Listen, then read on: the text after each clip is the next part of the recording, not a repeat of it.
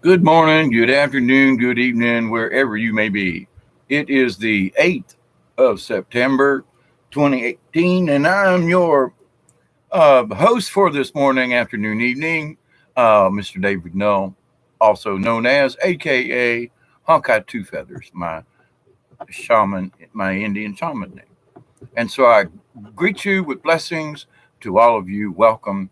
And I have discussed this in a couple of my previous videos that I wanted to do some of the old storytelling jokes that I used to do, some Cajun jokes and so forth. And it's like, it's just time that we all had a good laugh. You know what I'm saying? And so I got a few things here that I'm going to read to you, and I won't be checking the chat because I'm going to be busy reading. But anyway, so if anybody do might come on while I'm be reading these jokes, anyway, I can't watch the chat and do what I'm doing. So I love you all. Thank you. I hope that you will enjoy these jokes, these stories, etc. And I want folks to understand that some of these things you know, may not be politically correct. Okay, and I want to warn you just ahead of time that these are jokes. It's all done with good fun. There's not supposed to be anything meant to hurt anybody or to disrespect anybody. This is just supposed to be good, clean fun and some stories and some jokes here. So at a minute 35 in, I'm going to start this one off here. Now, this is about Cajun fishing. All right. Now, a good old buddy of mine whose name was Boudreaux. Now, he'd been fishing down by the bayou all day long, and man, he done run out of some of him, the night crawlers, they call them down there. Now, he'd be about ready to leave when he see a big old snake with a big old frog in his mouth. Now, he know the damn big old bass fish like them frogs, so he decided that him gonna steal that there froggy. Now, that snake, he be a cotton mile water moccasin, and them things be mean, ugly, nasty, and whoo-wee. So he had to be real careful, or Boudreaux knew he'd get himself bit up.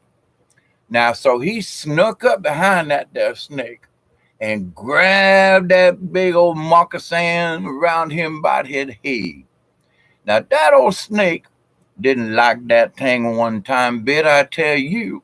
He squirmed and he done wrap himself all around Boudreaux's arm trying to get himself free. But Boudreaux, he had a really good grip on his head. Ah, yeah, I tell you. Ooh-wee. But now Boudreaux, he pried his mouth open and he got that there frog and put it in his bait can. Now Boudreaux, he's a smart old Cajun, and he doesn't know that he can't let go of that there water moccasin, or he gonna bite that snake, gonna bite him good. But he had a plan. Now Boudreaux, he always carries himself a little moonshine liquor, right? So he reached back in that back pocket of his old bib overalls, and he pulls out this half pint of some moonshine liquor. Now he pours some drops down in that snake's mouth. Ooh, let me tell you, with where that snake's eyeballs done roll back in his head, and his body go limp as an old piece of string. With that, Boudreaux toss that snake back in the bayou, and then he goes back to fishing. Now he's fishing along and ain't paying too much attention. But a little while later, Boudreaux done feel something tapping on down on his barefoot toe. So Boudreaux, he got himself a light and he looked around and he looked down, and there was that water moccasin with two more frogs. That little water moccasin like that corn lick more than he thought, huh? Now this one here, I found this one earlier this evening, and I laughed so hard. I mean, I was crying. I think I wet my pants. I'm not sure. But anyway, this one here is called the Cajun Airways. Now, back down there in Louisiana, down there in them bayous, Louisiana pretty much covered in water between the bayous and the ocean and Lake Pontchartrain and all that. And if you don't know about Louisiana, I've done been there a few times, and there's a lot of water all over the place. And so anyway, so there was some passengers. They was leaving a little old airport down there around Shreveport, Louisiana. And so they was waiting for this flight to leave. Now, all these people, they're getting a little impatient because the plane's supposed to leave and they ain't seen the pilots or nothing, you know, and the airport staff now, they're a little small airport there and everything, and they keep telling that them pilots are going to be here soon, and then the flight's going to take off and everybody going to be okay, everybody going to be safe. Now, all of a sudden, the entrance opens up to the plane, and these two men dressed in these beautiful looking like pilots' uniforms walk up the aisle in between all the folks. Now, both of these pilot-looking fellas are wearing dark glasses.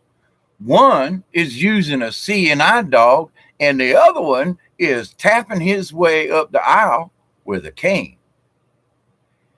Now, there's a nervous laughter out throughout them cabin, boy. I mean, when them men entered the cockpit, the door closes and the engine start up, man, them passenger people start looking at one another and glancing around and searching for some kind of sign that this is a practical joke, you know, looking out them windows and looking at one another and people doing the sign and the cross, but nothing is coming out about what's going on. So them people, some of them people are shaking in their boots, man. And the plane moves faster and faster down the runway. And the people at the windows realize that they're heading straight for the water at the edge of the airport. Now, as it begins to look as though that the plane's going to plow right smack dabbity into that water, panic people start screaming at the top of their lungs. And about that moment, the airplane lifts up into the air, just as smooth like butter.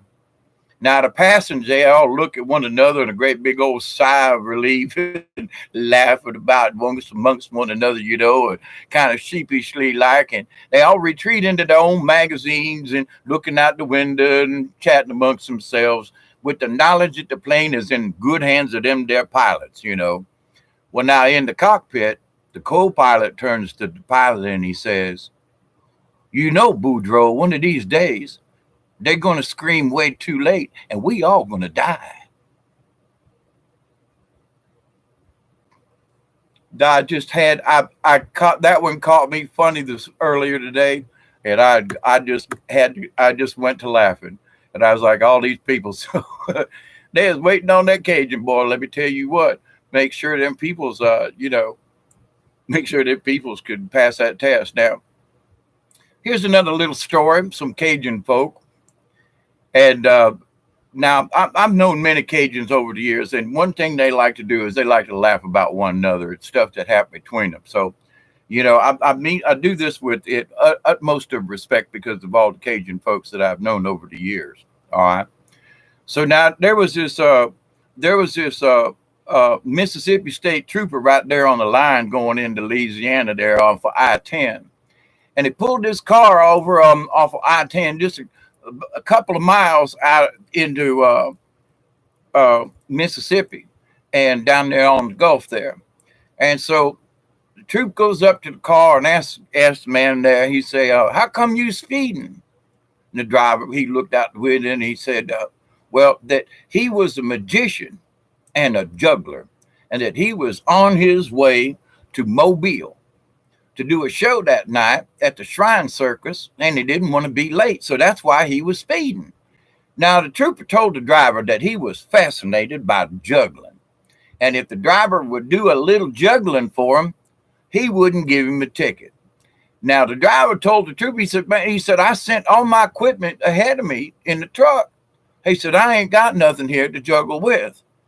Now, the trooper told him, he said, "Well, now," he said, "you just wait here." He said, "I got some flares in the trunk of my patrol car." And he asked, he said, "Do you think you could juggle them?"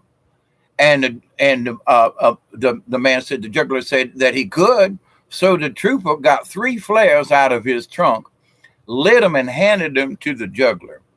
Now, while the man was doing his juggling act there on the side of the road, you know, A car pulled in behind the patrol car, and a good old boy, drunk as he could be, got out of his car and walked up to the back of the police car there, and he was watching what was going on. And he saw that juggler person throwing them flares up in the air. And about that time, that old drunk, he went over there and opened up the rear door of that police car, and he climbed in. Now the state trooper looked around and watched him do it. He went over to the patrol car and he opened up the door, and he asked the man, he said, "What do you think you're doing here?" And the old man was so drunk, he said, "You might as well just go ahead and take me on to jail, because there's no way I can pass that drunk test." So a little bit more of some Cajun humor. It's like I could just imagine somebody standing on the side of the road, flipping up them flares. So I got some other stories here that I've been going through, and it's like, there's some of them folks down in the Cajun land, and I live down here in South Georgia, and a lot of rednecks and so forth, and they always talk about, when your girlfriend is ugly when. Now there's 10 of these here little things, so these are some of the things that rednecks and Cajuns and some of them, maybe them hillbilly types, we don't know. Your girlfriend is ugly when she looks out the window and gets arrested for indecent exposure. Now, number 2 thing your girlfriend is ugly when, as a baby, she had to be breastfed by the family dog. Hoo-hoo-hoo. Boy, that's some bad stuff right there. All right, now, your girlfriend is ugly when even the mosquitoes stay away from her. Now, when you live in Cajun land, that's a good deal right there. Now, your girlfriend is ugly when she startles all the animals at the zoo and makes them scream and holler. Your girlfriend is ugly when on Halloween she has to trick or treat over the phone because she scares all the little children so bad. Your girlfriend is ugly when she makes an onion cry. Whoo, Lord have mercy. Your girlfriend is ugly when her butt looks like 2 pigs fighting over a box of milk duds. Hoo-wee, I tell you, that's one right there. Now, your girlfriend is ugly when her armpits look like she has Don King in a headlock. Now, for you, the folks who don't know who Don King is, look that one up and you'll get the joke. Now, your girlfriend is ugly when the plastic surgeon wanted to add a tail. That goes back to the breastfed by the family dog. Hoo-wee. Now, your girlfriend is ugly when she was born, the doctor slapped her mother. Oh, say, man, this is an ugly child. I got to slap your mama for this one. So, but that's that. Ooh, we got some ugly girlfriends here, I'll tell you what.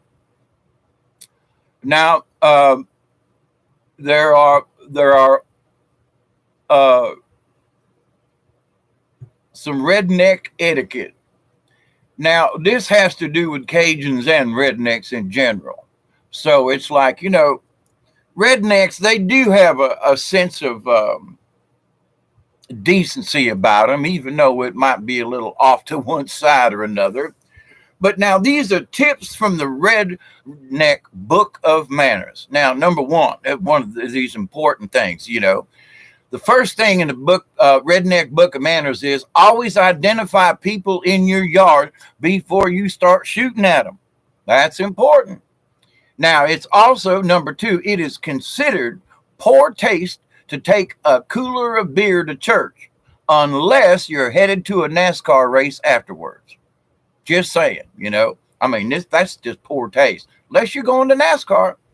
Now, another tip from the Book of Manners. If you have to vacuum your bed, it is time to change the sheets. Okay. Now that's just a tip from a redneck. Now, another tip is, even if you're certain you are included in the will, if some family member or whatever has passed on to the other side, it is still considered tacky to drive a U-Haul to the funeral home. Just saying, it's just tacky. You can wait till the next day and go to the house and take which is yours. Now, dining out. Now, there are some folks, and there are some places, I got to say, that down here in South Georgia, in the sticks and so forth, they still have places. But if you're going to dine out in the city with city folk, you must avoid throwing bones and food scraps on the floor, because the restaurant may not have dogs to clean up after you. Just saying, that's just a tip, So now, if you're entertaining at home, for example, from people out of your neighborhood, let us say, a centerpiece for the table should never be anything prepared by a taxidermist. In other words, no stuffed possums in the center of the table with daisies coming out their ear holes. Just don't do it. Now, the next other thing is, you do not allow your dog to eat at the table, no matter how well Beauregard might be trained. I'm just saying, if you're going to entertain folks in your house, unless they're your neighbors and kinfolk, then that's okay. Now, as far as personal hygiene is concerned, now we all know that while cleaning one's ears out, them ear canal thingies, they need to be cleaned regularly. But this is a job that should be done in private, using one's own truck keys in order to do it. Now, the second personal thing about hygiene is the proper use of toiletries can forestall bathing for several days, and especially if you live alone, deodorant is just a waste of good money, okay? Just saying. Now, if you're going to date outside the family, these are a few tips, okay? I said if you're going to date outside the family, all right? That's a joke in itself. Always offer to bait your date's hook, especially on the first date, okay? I mean, if you're going to go out with they're going to go out there. If you living in the bayou, you're probably going to go fishing. Now, the next thing is you should be aggressive. You should let her know that you are interested. In other words, you should say things like this. Sugar, I've been wanting to go out with you ever since I read that stuff on the bathroom wall about you 2 years ago. Now, that's going to assert yourself with your newfound date. She's going to love you for that one. Now, you know what a redneck's mating call is? Get in the truck, bitch. Well, that's one of them. And for a woman, a girl's redneck mating call is, ooh, y'all, I'm so drunk. That's another good mating call.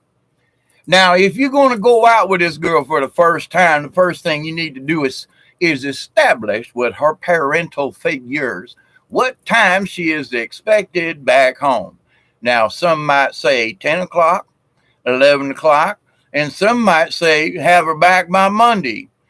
If Monday is the answer, it's the man's responsibility to get her to school on time. Just saying, these are proper etiquettes for rednecks and Cajuns. Now, you should always have a positive comment about your date's appearance, such as, you sure don't sweat much for a fat girl, do you? That'll make them right up there now. Now, if you should go so far as to want to marry this person that you have dated with all these aforementioned things, weddings now, livestock is usually a poor choice for a wedding gift, unless you are both from the same neighborhood. Now, a male wedding guest, remember, kissing the bride for more than 5 seconds may get you shot or stabbed, or both. Now, for the groom at least, rent a tuxedo now, because a leisure suit with a cummerbund and a clean bowling shirt can create too sporty of an appearance and make your betrothed uncomfortable. Now, although uncomfortable, say yes to socks and shoes for this special occasion. Now, these just a couple of hints and tips for you all redneck hillbillies that might be wanting to do what you do. Now, we're going to kind of switch a little bit. These are still kind of sort of uh, redneck uh, type things. And Boudreaux went into to visit an assailant, a mental asylum one day, and he went in to visit one of his friends. And he asked the doctor while he was visiting there. He said, "What is the what is the criteria which would make you whether or not you should be put in the crazy house or not?" So old Boudreaux was asking the doctor, what makes you crazy and whatever. Well, the doctor looked at him and he said, "We fill up a bathtub full of water, and then we offer a teaspoon, a teacup, and a bucket to that patient and ask him or her to empty the bathtub." And so Boudreaux looked at the doctor and he goes, "I think I understand. A normal person would use a bucket because it's bigger than the spoon or the teacup." Doctor shook his head no and said, "No, a normal person would pull the plug." Boudreaux just sat there. The doctor said, "Would you like a room now or would you like to come back later?" Boudreaux had nothing to say. He just walked away. Never did visit his friend. Now, there was two old Cajun ladies who were sitting around on a park bench outside the local town hall, and they was having a flower show there, and it was in progress. Now, the one old lady, she leaned over to the other, and she goes, "Mabel, life is so damn boring. We never have any fun anymore. For $5, I'd take off my clothes and streak right through that stupid flower show." Well, Mabel looked at her and she said, "You're wrong," and held up a $5 bill and waved it at her. Well, about as fast as she could, that old lady, she started fumbling her way out of her clothes, and now she was completely naked. She started streaking through the front door of that flower show. Well, all of a sudden, there was a commotion going on the inside and outside and upside and downside, and old Mabel was waiting outside for her friend. And the naked lady's shirt, she come flying out the door, surrounded by a cheering crowd, just a clapping. And old Mabel asked her, she said, "What happened?" And she goes, "Can you believe it?" She said, "I won first prize for the best dry arrangement. Lord have mercy." Man, she won that $5 too, I tell you, and that's big time money back then. So, there's a lot of stuff that we see every day or night or whatever, and there are some things that just makes you crazy, And so there was this one day that Cajun, he's sitting to the house, and thinking about going fishing that night. And about that time, his wife come careening into the driveway there and slams on the brakes and just slides up, almost hitting the front porch. And she runs into the house and she slams open the door and starts shouting at the top of her lungs, "Henry, pack your bags. I just won the lottery." No, Henry says, "Oh my God, what should I pack? Should I pack stuff to go to the beach or to the mountains?" She said, "Henry, it doesn't matter." She told him, she said, "I just want you to get the hell out." So poor old Henry, his old lady wins the lottery and he's got to move. But, that's about just how it goes because, marriage is a relationship in which one person is always right and the other person is the husband. Let me say that again. Marriage is a relationship in which one person is always right and the other person is the husband. Just saying. Now I found this when there was the old convent down there in south part of New Orleans there, and being that there's a bunch of Catholics down there around them places. Mother Superior called all the nuns together there in the convent and everything, and she said to him with a sad, sad look on her face, she said, "Sisters, I must tell you something. It's very hard for me to say." She said, "We have a case of gonorrhea in the convent," and just went silent. And about a minute later, after that silence, an old elderly nun in the back said, "Thank God, I'm so tired of that nasty Chardonnay." And the other nuns couldn't help but bust out laughing.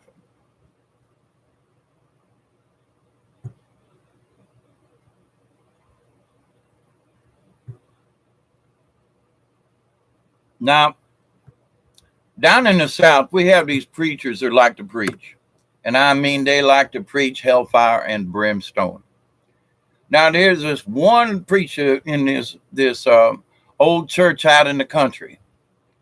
And the preacher, he was just letting it have it, man. He was preaching that fire and brimstone and everything with all his might.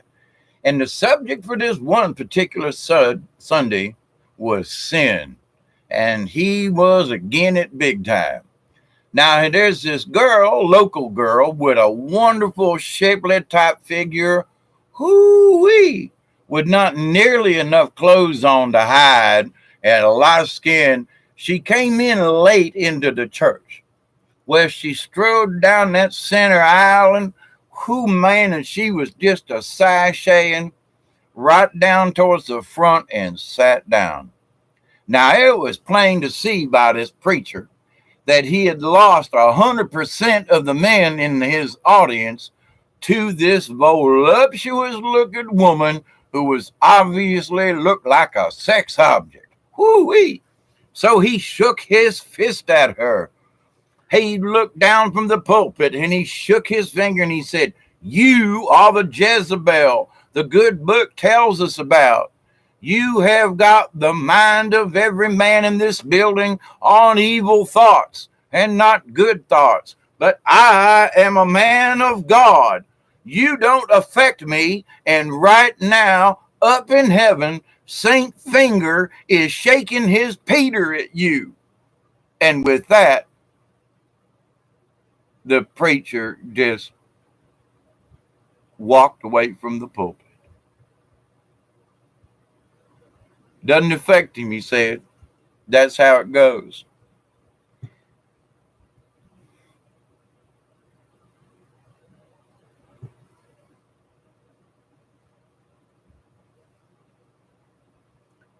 Now, one of the many things I like is I like bad jokes. And so I got a couple of them for you. I'm going to try to keep this at 30 minutes. For me, that's like a really quick. Now, these are really, really, really, really kind of not necessarily sick, but they're crazy. All right. Now, there was one time when two antennas met on a roof, fell in love, and got married. The ceremony wasn't much, but the reception was excellent. Now, there was another instance where a jumper cable walks into a bar, and the bartender says, "Now, look now, sir, I'll serve you, but don't you start anything." Jumper cable. Now, two peanuts walked into a bar, and one was assaulted. Just saying. A dyslexic man walked into a bra. I still don't get that one.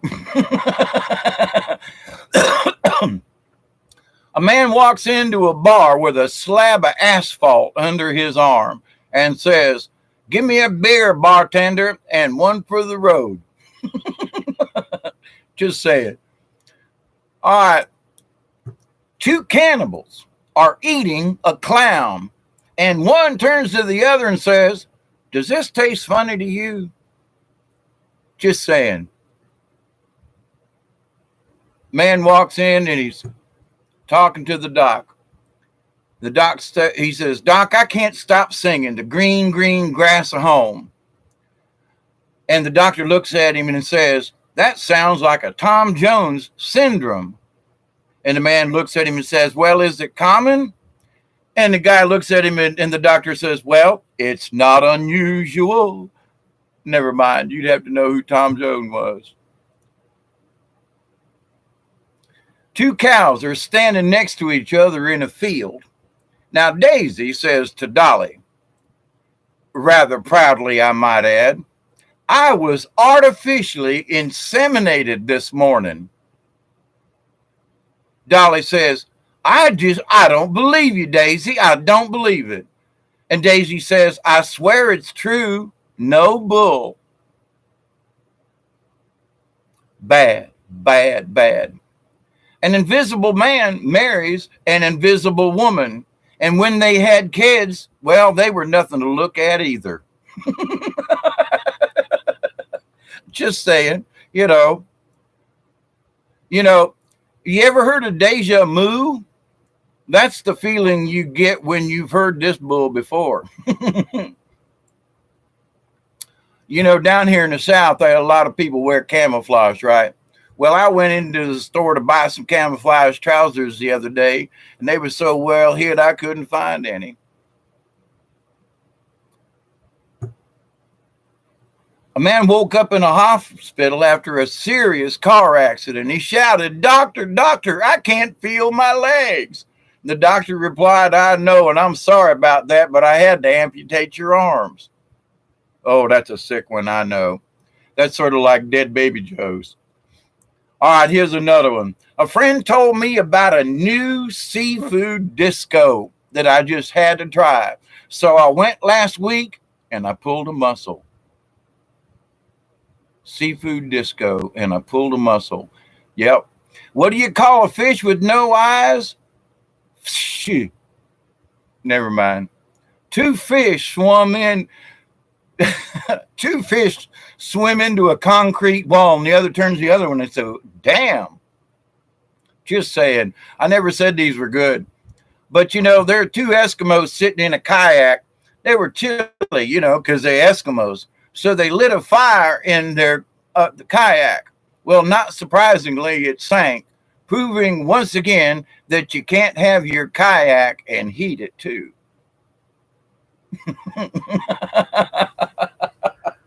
All right.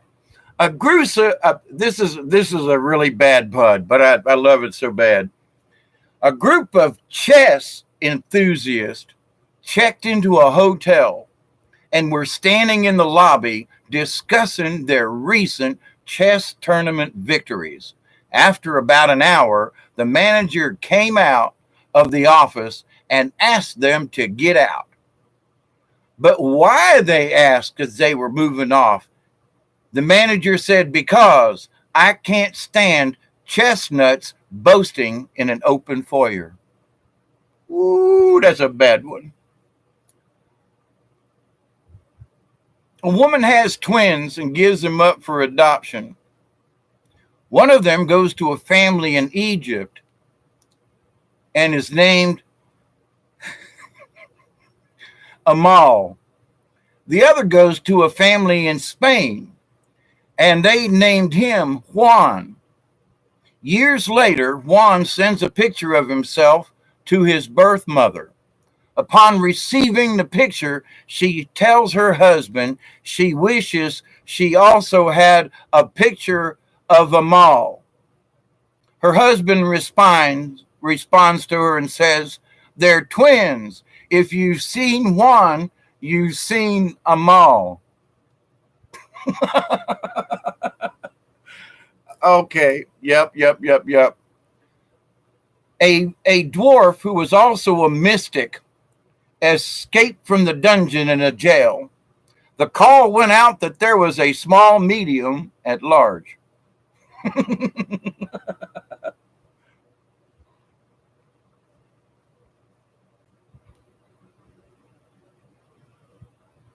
Yep.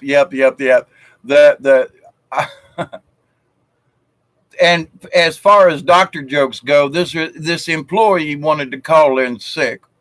So he calls in and he goes, hello, I'm sorry, but I can't come in today. My doctor says I suffer from anal glaucoma.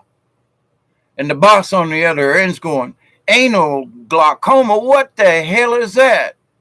And the employee says, I just can't see my ass coming to work today, and hangs up the phone.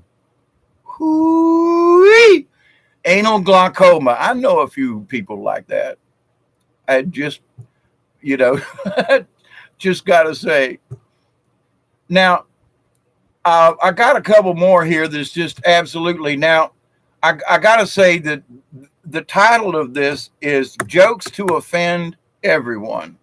Now, I'm not in the business of trying to offend anyone or everyone or whatever, but it's that, back in the day, we could tell half kind of ethnic jokes without people wanting to kill you and shoot you.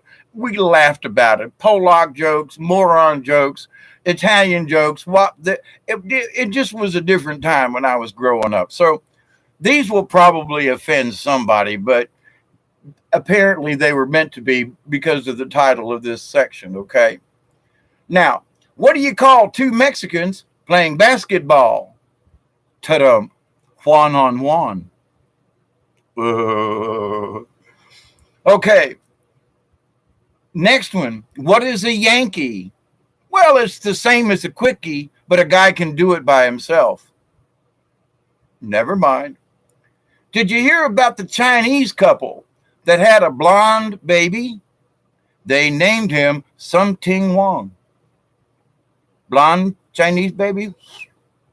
Now, what's the difference between a Harley and a Hoover?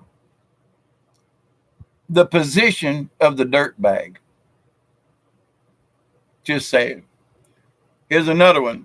Why are divorces so expensive? Because it's worth it. As being divorced 4 times, I would know. Now, what do you see when the Pillsbury Something Wong? Yep, that's right. Who is? I can't see who's in the chat. If my poor little computer is so. Oh, Marie, how are you? How are you? How are you? I just decided it was time to do something that made somebody laugh. It's like, why is air a lot like sex? Well, because it's no big deal unless you're not getting any. What do you call a smart blonde? A golden retriever. It's just saying. I miss you too. That's sort of why I'm on in the middle of the night. But anyway, what do attorneys use for birth control? Their personalities. Okay. I went by this one. What do you see when the Pillsbury Doughboy bends over? His donuts.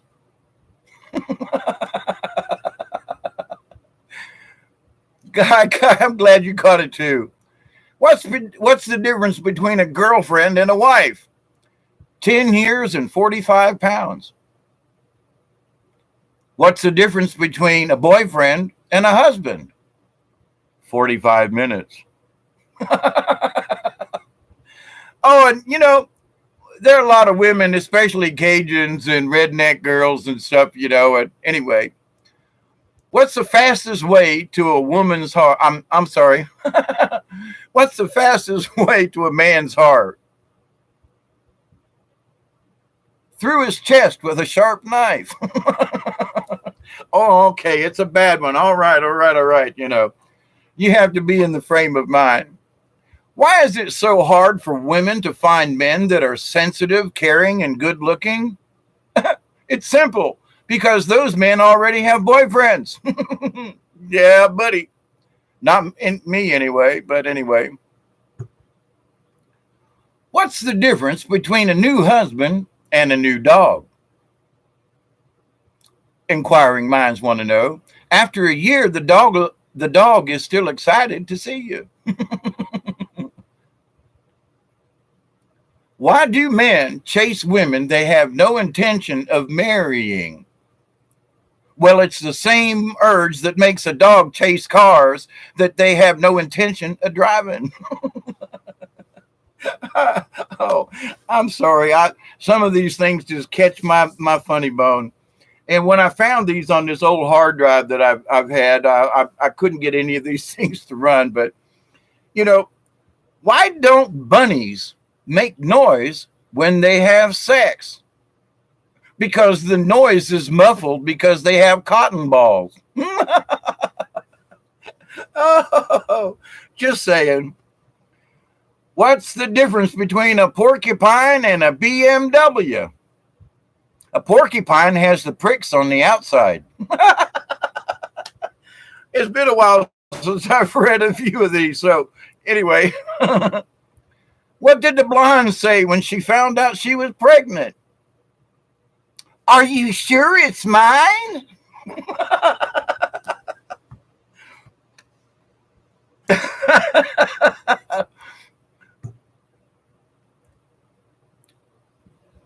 Why does Mike Tyson cry during sex? Well, you'd have to know who Mike Tyson is, but Mace will do that to you. Why do men find it difficult to make eye contact with women? It's simple. Breasts don't have eyes. Oh, my goodness. Where does an Irish family go on vacation? They go to a different bar. All right, now I told you some of these are these are jokes to offend someone. And you just got to understand that when I was growing up, we told these jokes to each other. You know, I was raised as a joke from the family. They told us kids we were all Polacks, you know, but we told Polack jokes to the Italians and to the Spanish. And anyway, so, you know, anyway. So what would you call it if an Italian has one arm shorter than the other? A speech impediment, because they use their hands up. Never mind. What's the difference between a southern zoo and a northern zoo? A southern zoo has a description of the animal on the front of the cage along with a recipe. That's Southerners for you. Now, as I've been to bingo parlors, and this is true, I swear. How do you get an 80-year-old lady to say the F word? Get another sweet old lady to yell bingo first. Down here in the South, I swear, some of these people just about claw you or stab you with their pen. You know, it's amazing. It's been a while since you've heard a good joke. Well, I've got literally 1,000 jokes. And over the years, I've collected them, and it's just like, you know, it's like, okay, it's time to just pull out a couple of these jokes and tell a story or two, because, you know, there's just so much going on these days that people are crying, and that, you know, and we all need a good laugh. And I started into these things and trying to pick out a couple of good ones. And I was laughing so hard, I was crying. I almost peed myself on one joke. But anyway, so I got one more here, and then I'm going to quit with this. I was going to quit at 30 minutes, and maybe I can make it to 45. But here's one. And the title of this was, What Causes Arthritis? Now, there was a drunk man who smelled like beer, wine, and you name it, sat down on a subway next to a priest. The man's tie was stained and his face was plastered with red lipstick, and a half-empty bottle of gin was sticking out of his coat pocket. He opened up his newspaper and he started reading, and after a couple of minutes, the man turned to the priest and he said, "Father, what causes arthritis?"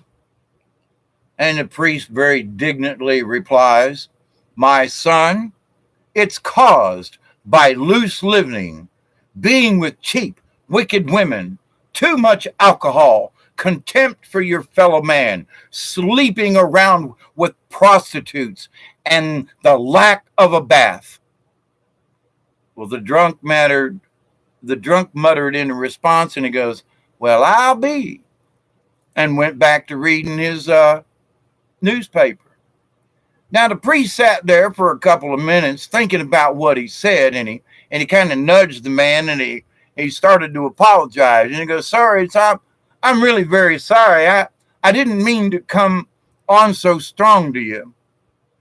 So the priest asked him, he said, "Well, how long have you had arthritis?" And the drunk looked at him kind of crazy, and he goes, "Oh, I don't have it, Father, but I was just reading here that the Pope does."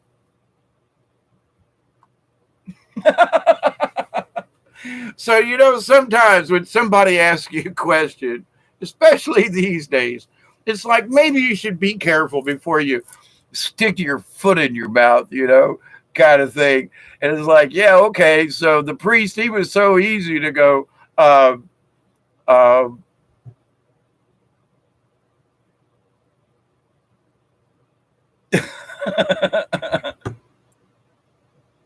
okay, I'm going to close with this one. I just thought this one was cute, okay? And it's called The Pastor's Ass. Now, there was a country church and that needed to raise some money. And so the pastor wanted to raise money for his church, and he was told that there was a fortune in horse racing. So the pastor decided he was going to purchase a horse and enter it in the race. Well, however, at the local auction, the going price for a horse was so high that the pastor ended up buying a donkey instead. He figured that since he had already purchased it, he might as well go ahead and enter it in the horse races in the next county. To his surprise, his donkey came in third. Well, the next day, the local paper carried this headline: "Pastor's Ass Shows."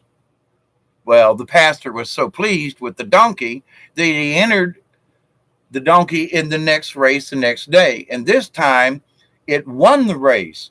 And the local paper read, "The pastor's ass out front."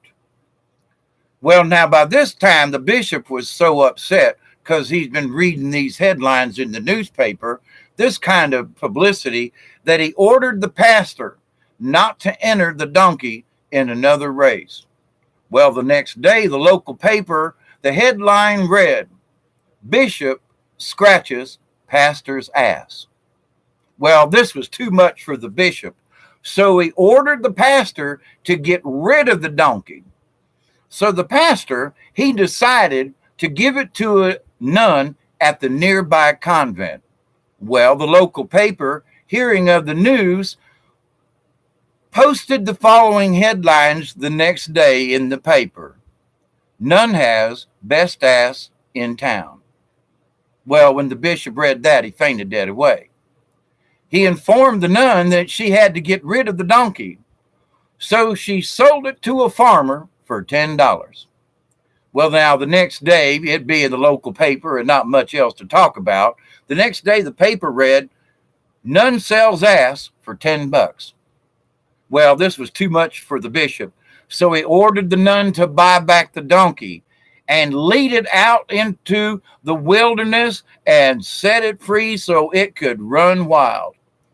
The headlines in the paper the next day read, "A nun announces her ass is wild and free." The following day, the bishop was buried. That's the pastor's ass. So, things can be taken out of context so easily. And okay, one more. These are like the things kids say. So this is one that has happened to me, sort of. And so this one is a mother telling this story. She goes, "My son Zachary, about age 4, came screaming out of the bathroom to tell me he had dropped his toothbrush in the toilet. So I went in there as a caring mother and I fished it out and promptly threw it in the garbage. Well, my son stood there thinking for a moment, and then he ran into my bathroom and came out with my toothbrush. He held it out proudly and said with a charming little smile, "We better throw this one out too, Mommy, because it fell in the toilet a few days ago." Oh, similar things, similar things. All right. Okay. Now, a woman was trying really hard to get ketchup to come out of a bottle. And, if anybody's ever tried to get ketchup out of a bottle, so she was there making lunch, and her daughter was there, and she was trying to get the ketchup out of the bottle to put on some French fries. And so while she's doing this, she's had to hit the bottom of this bottle pretty heavily. So it's during her struggle to get the ketchup out of the bottle, the phone rang. So she asked her 5-year-old daughter to go and answer the phone. So the little girl looks up and she goes, "Mommy, it's the minister," she said to her mom. And then she added, "Minister, Mommy can't come to the phone right now. She's hitting the bottle pretty hard." So the things that kids say. And this one's just cute. A little girl was watching her parents getting dressed for a party. When she saw her dad putting on his good suit, tuxedo, and everything, she said, "Daddy, you shouldn't wear that suit tonight." And the father looked down very concerned and said, "And why not, darling?" And the little girl looked up and she said, "Well, you know that every time you wear that suit, it gives you a headache the next morning." And the last one.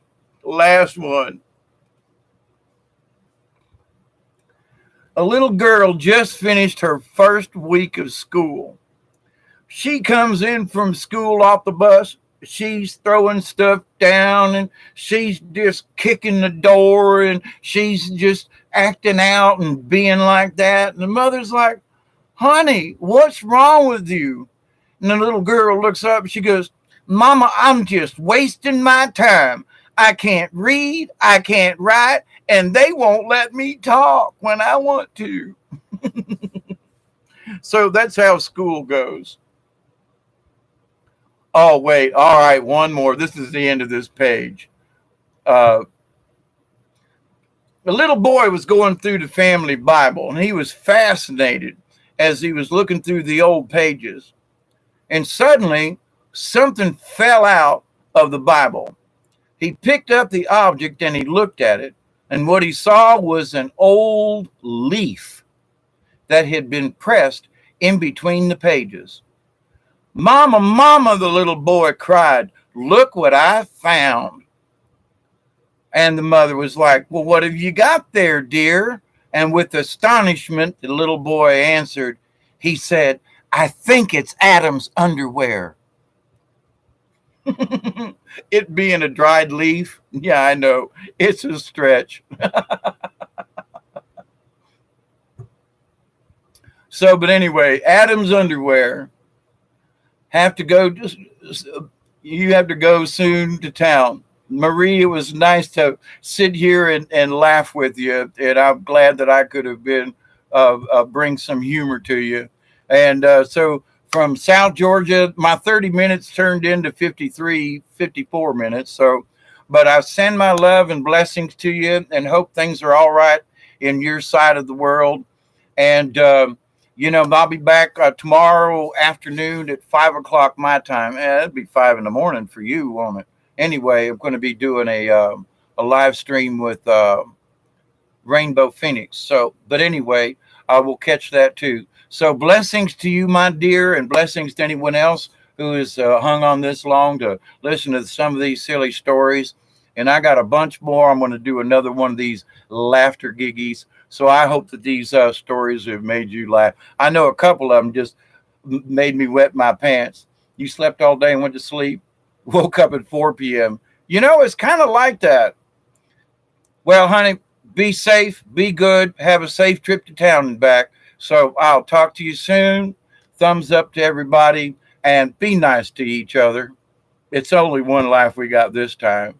So be kind, be sweet, and I'll talk to you soon. Good morning, good night, Marie.